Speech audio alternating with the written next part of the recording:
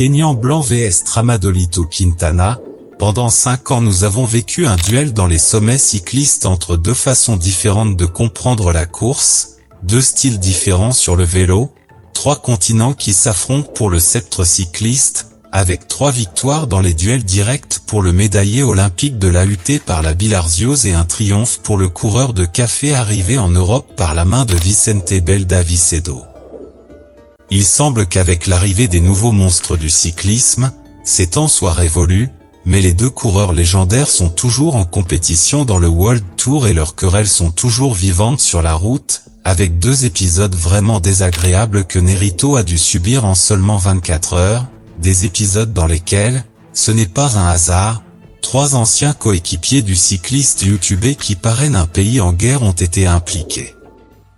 Tout a commencé avec les plaintes de Wout Poels, le Hollandais volant de Bahreïn-Victorious dans son podcast Incoher avec le maladif Dylan van Baarle, qui n'est rien d'autre qu'une copie de l'authentique podcast cycliste fait par des cyclistes, le Wédu de Lance Armstrong et Georges Hincapie, qui montre encore une fois une mentalité de requin que beaucoup essaient de copier, sans grand succès.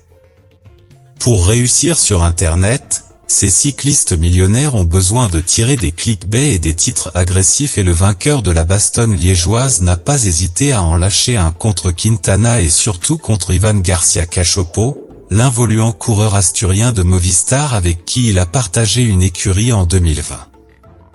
Selon Poels, tout a commencé dans l'ascension du col de Pradell lors de l'étape reine de la récente Volta Catalunya, au cours de laquelle Poggi a déchiré le reste des coureurs comme s'ils n'étaient que de simples marionnettes. Mais pendant que le Slovène sifflait dans la montée, derrière lui, Poels voulait continuer à réaliser de bonnes performances, comme il l'a montré dans la montée vers Port-Aine où il a pris une excellente 4e place aux côtés de son coéquipier Antonio Tibri. Le coureur de 37 ans a décidé de suivre la roue de la bête espagnole de Movistar, Enric Mas, et sur l'insistance du Néerlandais, le coéquipier de l'Espagnol, Nerito Quintana, est apparu pour le défendre. Qu'a fait le Colombien. L'une de ses actions favorites, sortir son coude, un geste classique du Condor Boyacan dans ses Tours de France où il a fini par monter sur le podium à Paris sans faire aucune attaque sponsorisée par les frères Movistar toujours conservateurs. Cependant, cela a offensé Poels, qui, selon ses propres mots, a commencé à réprimander Nerito, lui disant s'il avait encore pris du tramadol. Peux-tu imaginer cela, au milieu d'une course? Non seulement cela, mais dans le podcast, il n'a eu aucun problème à traiter Quintana de stupide pour avoir pris du tramadol, et à partir de là, nous ne sommes pas surpris. Poels sait de quoi il parle, si tu remarques, il dit que Quintana est stupide pour avoir pris du tramadol, pourquoi n'a-t-il pas pris les cétones qui ont fait voler le Bahreïn-Victorious de Poels, Padin et Colbrelli jusqu'à ce que l'Italien ait failli mourir, par coïncidence, dans une autre Volta Catalunya. Mes amis, c'est une chose pour nous de faire des blagues sur Tramadolito sur un ton badin et inoffensif, mais qu'un millionnaire professionnel le dise à un autre millionnaire professionnel montre la vraie face B de certaines de ces personnes, qui sont offensées lorsqu'un journaliste au hasard les interroge sur leur monstruosité sur le vélo, mais qui se permettent ensuite le luxe d'insulter un autre de leurs collègues pour avoir pris une substance qui, au moment où il a été contrôlé positif, n'était pas du dopage. Peux-tu imaginer Laurent Fignon en 1984 traitant Francesco Moser de sale dopé pour avoir utilisé des transfusions sanguines dans son record de l'heure alors qu'elles étaient encore autorisées?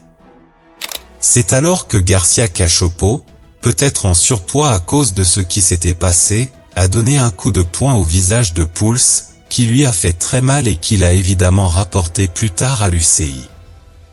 Nous ne défendrons jamais des actions comme celle du coureur espagnol, mais il a déjà eu sa punition, une amende financière et une perte de points UCI. Que voulais-tu, être sanctionné comme l'ancien coureur de Bahreïn Christijan Koren pour avoir violé les règles antidopage dans l'opération Aderlas?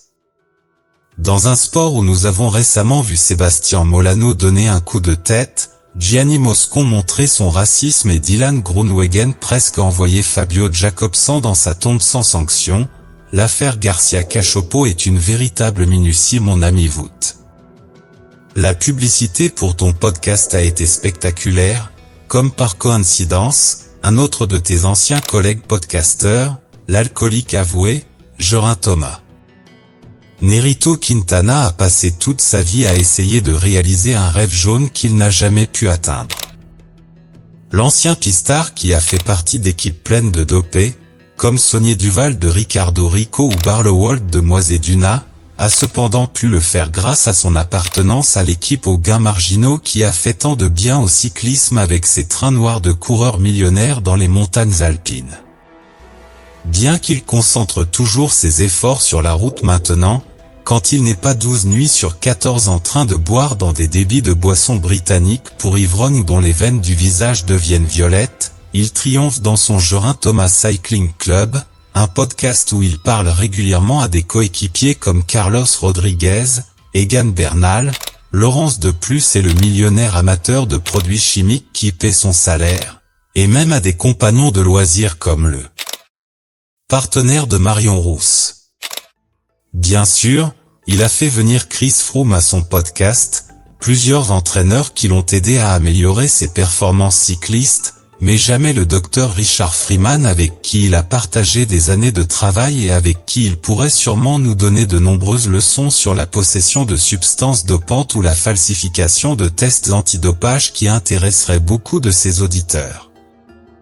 Il a tout de même emmené l'un de ses copains, Luc Rowe, pour se moquer de Tramadolito Quintana.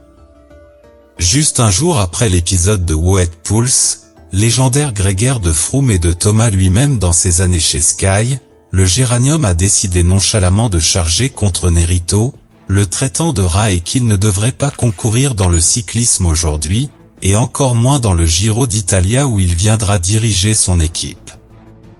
Rowe s'est mis à rire lorsque Thomas a traité Nerito de RAT, montrant ainsi qu'ils pensent tous les deux que Quintana devrait être suspendu et exclu de la compétition cycliste. Par coïncidence, aucun d'entre eux n'a dit quoi que ce soit lorsque Froome a été contrôlé positif au salbutamol lors d'une Vuelta a España et qu'il l'a non seulement remporté, mais qu'une autre Vuelta a España lui a été offerte en cadeau après une sanction sans précédent dans l'histoire du cyclisme pour les bisons dopés de l'équipe de Dracula Gianetti. Il est curieux de constater que ces coureurs qui se plaignent lorsqu'on les insulte ou qu'on les traite de dopés, se permettent ensuite le luxe de le faire avec d'autres qui viennent d'un autre continent, ont une couleur de peau différente, sont de petite taille et d'origine modeste. Comme Lance Armstrong l'a fait avec Marco Pantani. C'est bien qu'ils montrent leur vrai visage, c'est bien qu'ils continuent à faire leur podcast. Plus de contenu pour nous.